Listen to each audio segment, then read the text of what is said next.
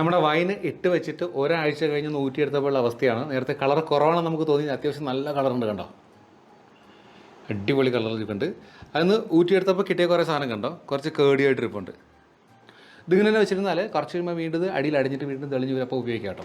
ഇത് കഴിഞ്ഞ പ്രാവശ്യത്തെക്കാളും ഇപ്രാവശ്യം കുറച്ച് വൈൻ ഉണ്ടാക്കിയിട്ടുള്ളൂ, പക്ഷേ കൊടുക്കേണ്ടവിടെ എണ്ണം കുറയ്ക്കാൻ പറ്റില്ല. അതുകൊണ്ട് ബുദ്ധിപൂർവ്വം ഇപ്രാവശ്യം ആമസോണിൽ നിന്ന് ചെറിയ ബോട്ടിൽസ് വാങ്ങിയിട്ടോ, 265 ml ആണ്. ഒരു 12 വാങ്ങിയിട്ടുണ്ട്. നമുക്കിതിലേക്കൊന്ന് ഫില്ല് ചെയ്യാം. കേക്കും ഈ വൈനും ചേർത്ത് കൊടുക്കേണ്ട പരിപാടി ഇപ്രാവശ്യം ക്രിസ്മസിന് കേട്ടോ. വൈൻ ഒഴിക്കുമ്പോൾ ഫുൾ ഒഴിക്കാൻ പാടില്ല കേട്ടോ. ഒരു 250 ml കണക്കാക്കി ഒഴിക്കുന്നുണ്ട്. അപ്പോൾ ഇത് ഒഴിക്കുന്നതിൻ്റെ കൂടെ തന്നെ പറയാം, ഈ ക്രിസ്മസിന് ഇനിയും വൈൻ ഉണ്ടാക്കിയിട്ടില്ലാത്തവർക്ക് ഇനിയും സമയമുണ്ട്. ഇതേ റെസിപ്പി ഒരു 10 ദിവസം കൊണ്ട് ചെയ്താലും പെർഫെക്റ്റ് വൈൻ തന്നെ കിട്ടും കേട്ടോ. ഒന്ന് ട്രൈ ചെയ്ത് നോക്കൂ, ലിങ്ക് ഞാൻ അറ്റാച്ച് ചെയ്ത് കൊടുത്തിരിക്കാം. അപ്പോൾ എന്തായാലും ഇങ്ങനത്തെ 12 ബോട്ടിലുകളാണ് ഇപ്രാവശ്യം വേണ്ടപ്പെട്ടവർക്ക് കൊടുക്കാൻ വേണ്ടി റെഡിയാക്കിയിരിക്കുന്നത്. ബാക്കി ഞങ്ങൾക്കുള്ളതാട്ടോ. ഓക്കെ.